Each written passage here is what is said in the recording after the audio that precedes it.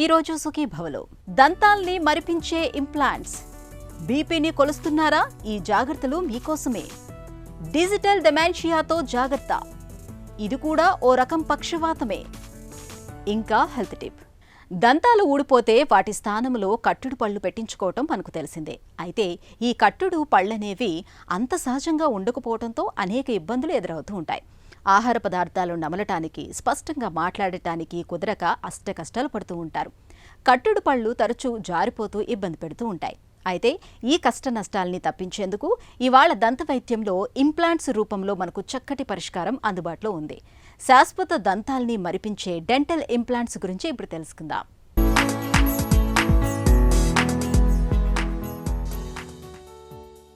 మొదట పాలపళ్ళు, తర్వాత అవి ఊడిపోయి వచ్చేవి శాశ్వత దంతాలు. ఇంతవరకు మనకు తెలిసిందే. కానీ ఆ శాశ్వత దంతాలు మనలో ఎంతమందిలో శాశ్వతంగా జీవితాంతం ఉంటున్నాయి? ఇవి పేరుకు శాశ్వత దంతాలైనా అనేక కారణాల మూలంగా మనలో చాలా మందిలో నడివయసు దాటకముందే ఊడిపోతున్నాయి. ఒకప్పుడైతే ఊడిన దంతాల స్థానంలో కట్టుడు పళ్ళు పెట్టుకోవడం మినహా మరే పరిష్కారమూ ఉండేది కాదు.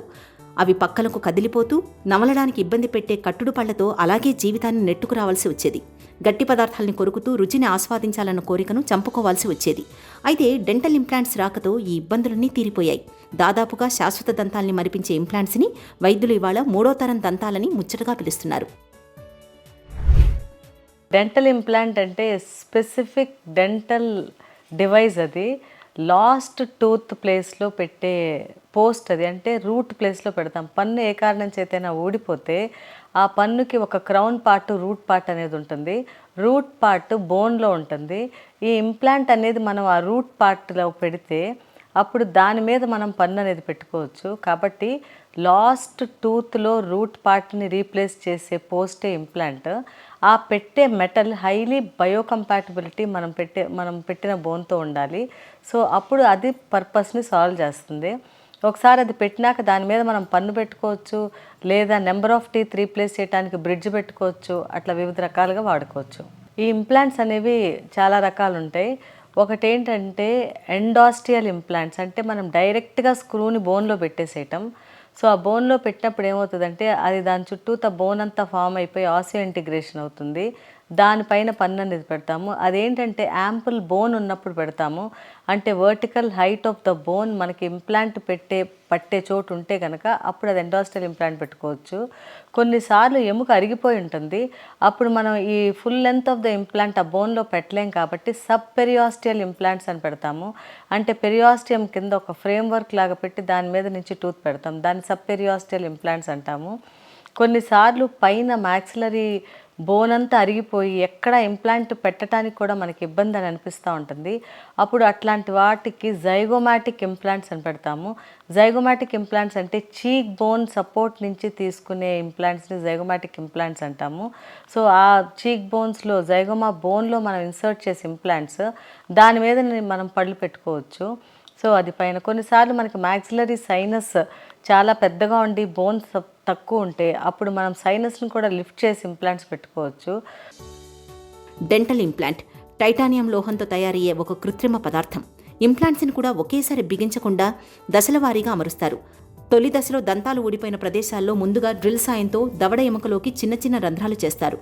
ఆ తర్వాత వాటిలో చిన్న చిన్న టైటానియం శీలలను అమరుస్తారు. ఇవే ఇంప్లాంట్స్. ఇవి దవడ ఎముకలో లోపల చిగురులోనే ఉండిపోతాయి. వీటిని అమర్చిన తర్వాత 6 నుంచి 8 వారాల పాటు అలాగే వదిలేస్తారు. ఈ సమయంలో ఆ శీల చుట్టూ ఎముక బాగా బిగిసి గట్టిపడుతుంది. పైన చిగురు కూడా మానిపోతుంది. ఇక రెండో దశలో శీల ఆధారంగా చిగురు మీద గుండీ వంటిది బిగిస్తారు. దీన్నే హీలింగ్ అబట్మెంట్ అని పిలుస్తారు. మూడో దశలో దానిపైన కొలతలు తీసుకుని ఆ ప్రకారం పైకి కనిపించే దంతం తయారు చేసి బిగిస్తారు. దీంతో ఇంప్లాంట్ పూర్తవుతుంది. లోపల అమర్చిన టైటానియం శీల శాశ్వతంగా లోపలే ఉండిపోతుంది. పైన క్యాప్లో ఏదైనా సమస్య తలెత్తితే ఆ భాగం వరకు ఎప్పుడైనా మార్చుకోవచ్చు. ఒకసారి పన్ను పోతే పేషెంట్ చాలా ఎస్థెటికల్గా సఫర్ అవుతూ ఉంటారు. వాళ్ళకి స్మైల్ చేయాలన్న ఇబ్బందిగా ఉంటుంది, చూ చేయాలన్న ఇబ్బందిగా ఉంటుంది, స్పీచ్లో కూడా ఇబ్బంది ఉంటుంది. ఓవరాల్గా ఒకవేళ పోస్టీరియర్ టీత్ కనుక పోతే కనుక వాళ్ళకి ఫుడ్, న్యూట్రిషన్ అన్నీ తగ్గుతాయి. సో ఈ టీత్ రీప్లేస్మెంట్ అనేది వాళ్ళ జనరల్ దీంట్లో చాలా హెల్ప్ఫుల్. ఆ రీప్లేస్మెంట్ అప్పుడు మనం రిమూవబుల్ పెడితే వాళ్ళకి అంతా డిస్కంఫర్టే ఉంటుంది. అట్లా అని మనం ఫిక్స్డ్ పళ్ళు పెట్టాలంటే పక్కన టీత్ సపోర్ట్ తీసుకుని పెట్టాలి. సో పక్క టీత్ సపోర్ట్ తీసుకోవాలంటే పక్క టూత్ని మళ్ళీ మనం గ్రైండ్ చేసి ఎనామిల్ థిక్నెస్ దాని మీద తొడుగులిచ్చి పెట్టాల్సి వస్తుంది. సో పక్క న్యాచురల్ సౌండ్ టూత్ని మనం ఎనామిల్ కట్ చేయాల్సి వస్తుంది బ్రిడ్జ్లా పెట్టాలంటే. అదే మనం ఇంప్లాంట్ పెట్టాలంటే డైరెక్ట్ ఎక్కడైతే పన్ను పోయిందో అక్కడ ఉన్న బోన్ని మనం యూస్ చేసుకుని ఇంప్లాంట్ పెట్టుకోవచ్చు. సో పక్క టూత్ని డిస్టర్బ్ చేసే పనే ఉండదు, అది న్యాచురల్ టీత్ లాగే ఉంటుంది. ఒక్కసారి ఆ రూట్ వెళ్ళి ఆసియో ఇంటిగ్రేట్ అయితే ఇంకా పర్మనెంట్ అది ఫిక్స్ అయిపోయి ఉంటుంది, ఎటువంటి ఇబ్బంది ఉండదు. మామూలుగా మనకు ఒక దంతం ఊడిపోయినప్పుడు దాని కింద ఉండే ఎముక క్రమేపీ తగ్గిపోతూ చివరికి పల్లంగా మారి ఖాళీ ప్రదేశం మిగిలిపోతుంది. ఇలాంటప్పుడు కట్టుడు పళ్ళు పెట్టుకున్నా బ్రిడ్జి పెట్టుకున్నా ఎముక క్షీణించిపోవడం అన్నది ఆగదు. ఇలాంటి పరిస్థితుల్లో కట్టుడు పళ్లకు బ్రిడ్జిలకు బదులుగా ఇంప్లాంట్స్ని పెట్టించుకుంటే ఎముక నష్టం బాగా తగ్గుతుంది. ఇంప్లాంట్ కూడా శాశ్వత దంతంలాగా నిలిచిపోతుంది. గట్టిగా ఉండే పదార్థాల్ని నమలడానికి వీలవుతుంది. పక్కకు కదిలిపోవడం అన్న సమస్య ఉండదు కాబట్టి మాట కూడా స్పష్టంగా వస్తుంది. కట్టుడు పళ్ల మాదిరిగా రాత్రిపూట తీసి పెట్టుకోవడం అనే ఇబ్బంది ఉండదు. ఒకసారి ఇంప్లాంట్ కుదురుకుంటే అది ఇక జారిపోవడం కింద పడిపోవడం అన్న ప్రశ్నే ఉండదు. ఇన్ని సానుకూలతలు ఉన్నందువల్లే ఇప్పుడు డెంటల్ ఇంప్లాంట్స్కి బాగా ఆదరణ లభిస్తోంది. సో ఇంప్లాంట్ పెట్టాలంటే మనం generalized health of the patient చూసుకుంటాము. అన్కంట్రోల్ డయాబెటీస్ కానీ, ఏదన్నా మాల్ న్యూట్రిషన్ కానీ, వేరే ఏదన్నా హెల్త్ ఎయిల్మెంట్స్ ఉన్నా, వేరే అదర్ ప్రాబ్లమ్స్ ఉన్నా, ఏమన్నా లివర్ ప్రాబ్లమ్స్ కానీ, కిడ్నీ ప్రాబ్లమ్స్ కానీ ఇవన్నీ ఉంటే చూసుకుని రూల్ అవుట్ చేసుకోవాలి ఇంప్లాంట్ ప్లేస్మెంట్కి. తర్వాత కొంతమంది పేషెంట్స్ ఈ యాంటీ కోయాగులెంట్స్ మీద ఉంటారు, లేదా హార్ట్ పేషెంట్స్ ఉంటారు. వాళ్ళందరినీ చూసుకుని ప్రాపర్ కన్సెంట్ తీసుకుని అప్పుడు మేము పెడతాము.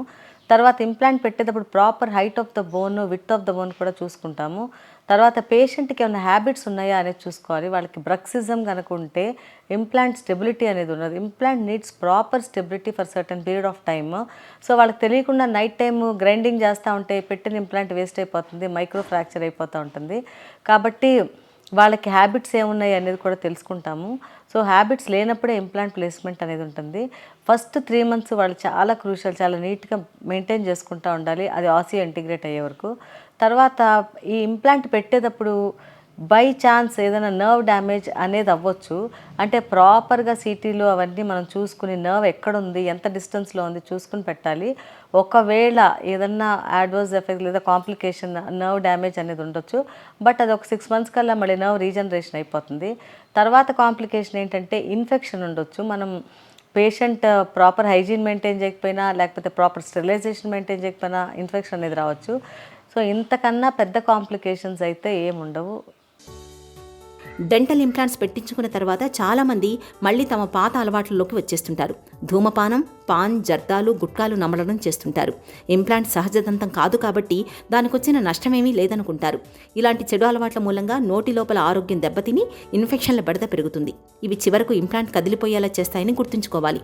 అలాగే హై బీపీ, షుగర్, థైరాయిడ్ వంటి సమస్యల మూలంగా కూడా ఇన్ఫెక్షన్ల ముప్పు ఎక్కువగా ఉంటుంది. కాబట్టి ఇలాంటి దీర్ఘకాలిక జబ్బుల్ని ఎప్పుడూ అదుపులో ఉంచుకోవాలి.